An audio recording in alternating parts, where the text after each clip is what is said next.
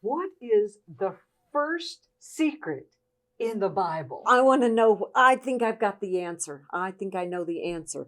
That God is always in a bad mood. No. Next. Okay, so maybe he's full of rules and regulations, and if you don't do those rules and regulations, you're going to be disciplined. Oh my goodness. Let's go with a big no on that. All right, one more.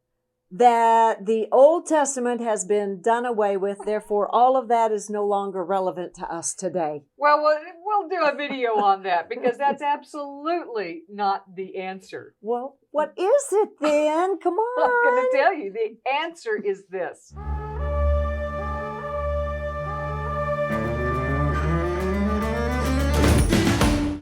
If you look at the very first line in the very first book, the fourth word, there lies the first secret of the Bible. It is a little bitty powerhouse word. It only has 2 letters, and it is pronounced et in Hebrew.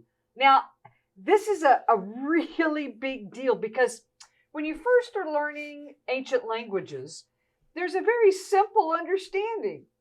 But with Hebrew, it goes very, very... As a matter of fact, you remember this?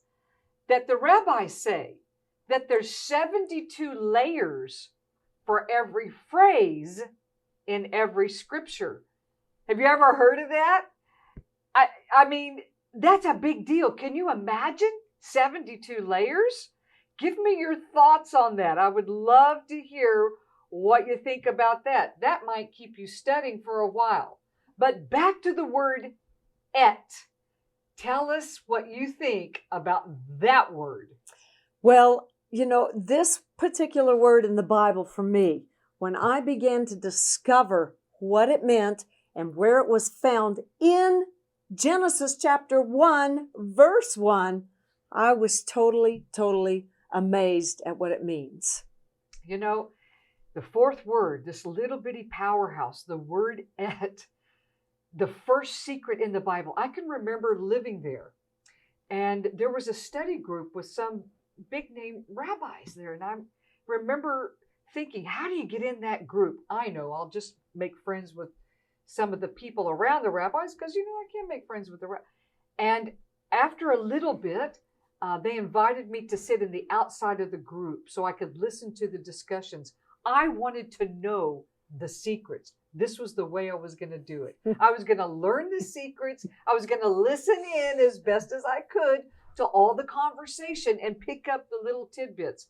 And when I sat there that first day and heard the first secret, I was undone. So this particular secret that we're talking about, we just showed you the word, but in Hebrew, it is an Aleph and a Tav. Yeah. Now, some of you, and you can write this in your comment box below, if you already know what Aleph Tav is in the Hebrew, please put that in the comment box.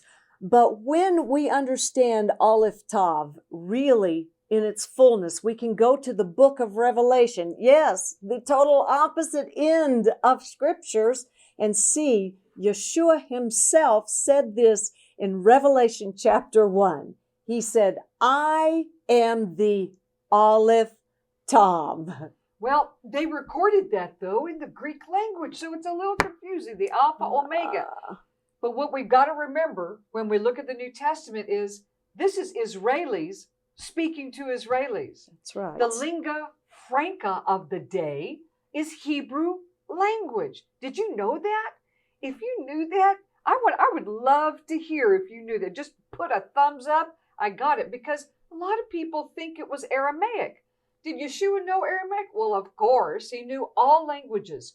It was written in Greek, but spoken in Hebrew. Every time the Lord spoke, he spoke Israeli to Israeli in Hebrew language. So he said, or John said that he said, I am the Aleph Tav. Well, here we have it in the first line of the Bible, and we have it in the last book of the Bible.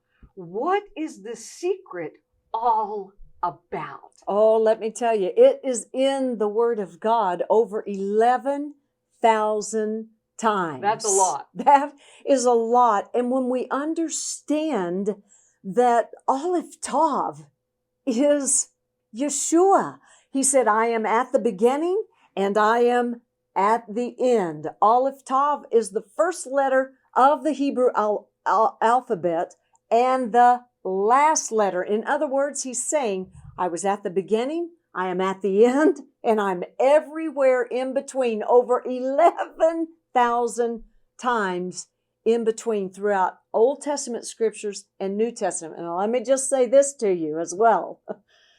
At the end of this video, we are going to give you the big kapow, the big punch at the end of where he shows up. And it is a massive, massive game changer for people. But before we get there, I just want to talk a little bit about where this first secret appears, because in the beginning, Bereshit, bara, created, Elohim, remember the plural name, et. It says in English, in the beginning, God's created et. God's created the Aleph and the Tav. Now, in Hebrew grammar, I was going to say this earlier, the simple understanding is that et is a sign of a direct object. And we all go, yeah, that's nice. That's a grammar lesson, right? I remember how much I liked grammar. Not so much. I remember my grammar teacher. Yeah, not so much.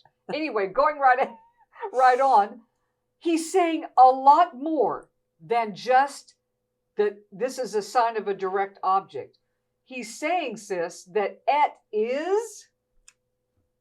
Et is Yeshua. Oh, the Aleph and the Tav, or as a lot of people know it, the Alpha and Omega. Right. The first letter and the last letter. The beginning and the end. So let's take it into the Paleo-Hebrew, because remember, Paleo-Hebrew is what Moses was reading in those days instead of the modern Hebrew Aleph Tav. And so the Paleo-Hebrew gives us a picture. It gives us a concept, and then we begin to see it throughout the words. And when we look at the letter Aleph, again, is that ox, but it represents strength. Remember, we talked about Yeshua said that we are yoked with him, to take his yoke upon us. And so, or put his yoke upon us. And so we're plowing that field, we're pulling with him, but it's the concept of strength that we're looking at. The Tav is the sign of the cross or covenant. And so we see the concept of Aleph Tav is this: the strength of the covenant exists right there in Genesis chapter 1. And it's really amazing that it is right after the name Elohim, meaning that God was not just by himself, that there was something else or someone else right there with him as he was creating. I just love that. You just think of this, the ox that is leading us, that's plowing the ground. Because I know for me, I had some ground to be plowed. You know what I mean? The ground of my heart, some of my concepts, some of my thinking, and some even of the religious things that I've been told that put God in a box. That Yeshua shows up as the first secret in the first line of the Bible, and he's wanting to plow our fields to bring us into the fullness of what a covenant relationship really means. Oh, it's exciting when you begin to see this in Scripture. So let me just say this, Yana, I'll never forget whenever I first began to discover all of this Hebrew hidden mysteries and secrets in the Bible. I was sitting in your class in a seminary.